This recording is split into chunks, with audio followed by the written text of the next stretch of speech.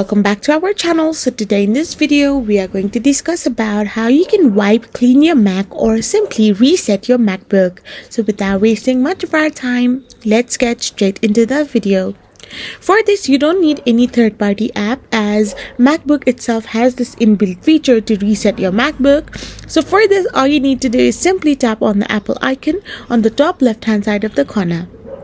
After you do this, simply tap on System Settings and you will end up in this kind of interface, which is basically the General section.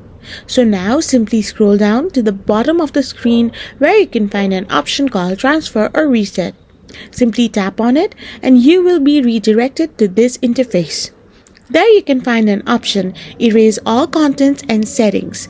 Now, once you tap on it, you will be able to delete or reset your MacBook by deleting all the contents that are currently available in your laptop or MacBook.